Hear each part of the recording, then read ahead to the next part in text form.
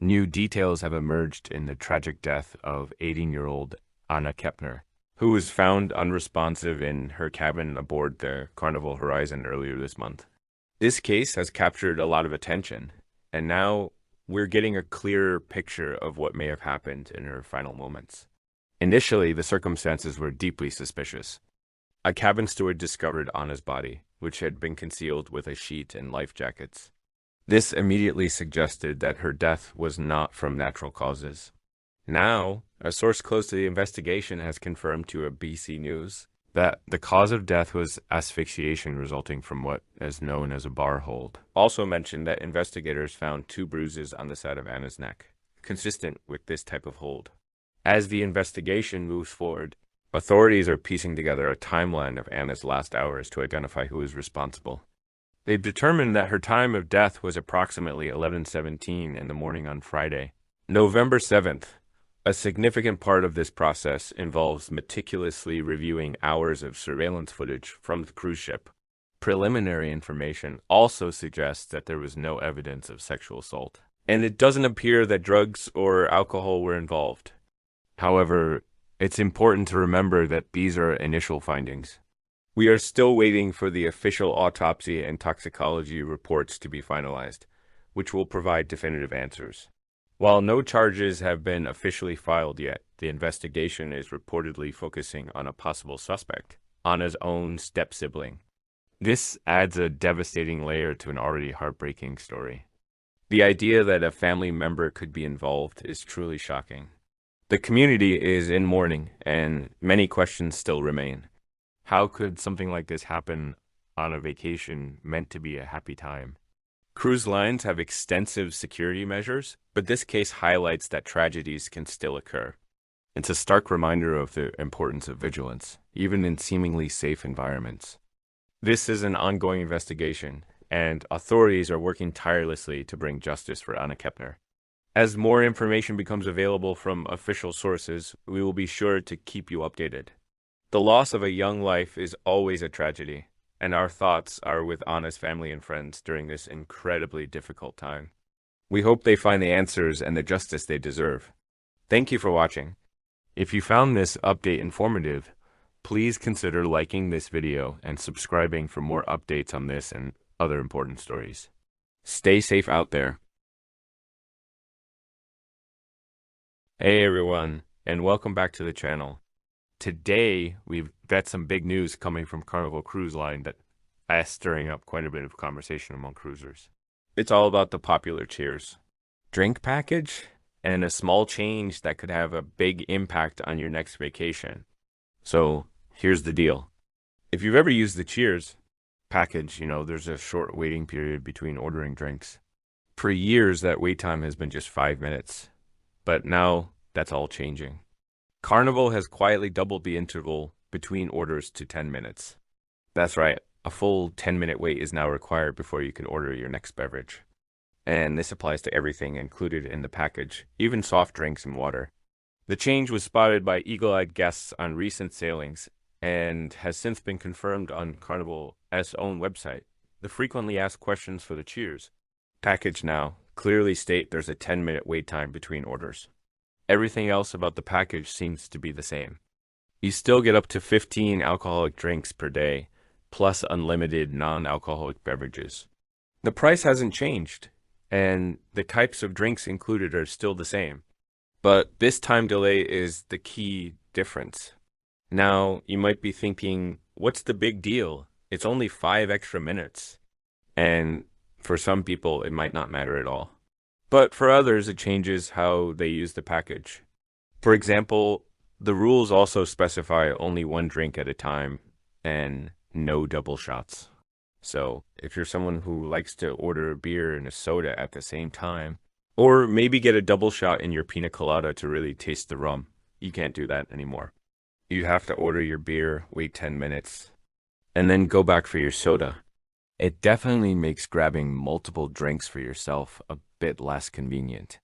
So the big question is, why did Carnival make this change? The cruise line hasn't released an official statement, so right now it's all speculation. One popular theory is that it's an effort to reduce excessive drinking and prevent any alcohol-related problems on board. A longer wait time might subtly slow down the pace of consumption throughout the day. However, some argue that a determined drinker who wants to reach their 15 drink limit will still do it, regardless of a 5 or 10-minute wait. A more likely reason, and one many experienced cruisers are pointing to, is that this is a move to crack down on drink sharing. We all know the rules, but cheers. Package is not to be shared. If one adult in a cabin buys it, all other adults in that same cabin must also buy it. But that doesn't stop someone from grabbing a drink for a friend or family member staying in a different room. By extending the wait time to 10 minutes, Carnival makes it much more inconvenient and less practical to order drinks for other people. It becomes a lot harder to quickly grab 2 cocktails at the bar, one for you and one for a friend, if you have to hang around for 10 minutes to get the second one. This encourages more people to buy their own package, which of course means more revenue for the cruise line. It's a subtle but effective way to enforce the no sharing rule without having to police every single bar transaction. So, what are your thoughts on this change? Is it a smart move by Carnival to curb overindulgence in sharing, or is it an unnecessary inconvenience for paying guests? Will this new 10-minute rule affect how you cruise or whether you purchase the Cheers package on your next trip? Let me know your opinions down in the comments below. I'm really curious to hear what the cruising community thinks about this. Thanks so much for watching. If you found this update helpful, be sure to give this video a thumbs up. And don't forget to subscribe for more cruise news and tips. Until next time, happy cruising.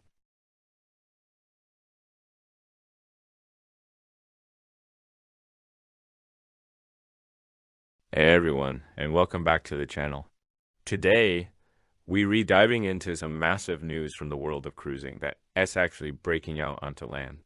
Virgin Voyages, the cruise line known for shaking things up, is making another bold move. They've just announced a brand new entertainment initiative called Screw It, Let's Do It Productions. And yes, that name is pure Virgin style. So, what does this mean? It means the incredible original shows you can only see on their ships are about to hit the mainland. Imagine this. You're staying at a Virgin hotel, and you get to experience one of their hit productions. That's exactly the plan. They're readapting their shipboard shows for land-based performances at Virgin hotels and other partner venues around the world. It's like bringing a piece of your cruise vacation to your city. The very first show to make the leap will be Booked, which debuted on the Scarlet Lady.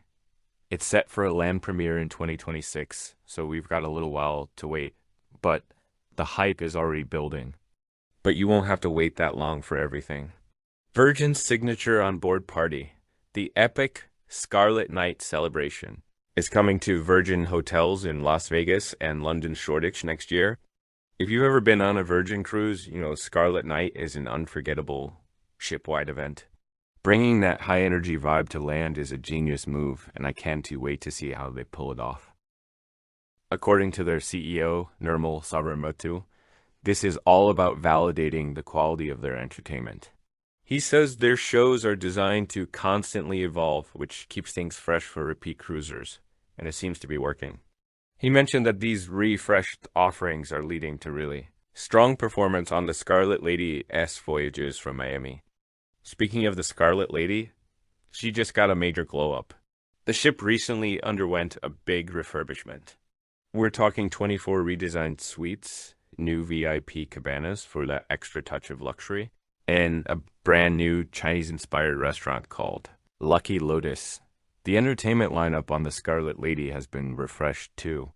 It now features Booked and another show called Persephone, which is a modern take on the classic Greek myth. Sounds intriguing, right? To make all this happen, Virgin has created a special advisory board for their new production company. It includes the minds behind No Ceilings Entertainment, who originally developed Booked, along with other award-winning theater producers. This is some serious industry talent. And to top it all off, Virgin Voyages is investing heavily in the creative process. They have built a massive 30,000 square foot rehearsal facility in Orlando. This place is incredible. It has full-scale replicas of the performance spaces on their ships. This allows them to create, workshop, and perfect every detail of a new show before it ever gets in front of an audience. It's a huge commitment to quality and shows just how serious they are about being leaders in entertainment, both at sea and now on land. So, what do you think about this move? Are you excited to see Virgin shows in a city near you?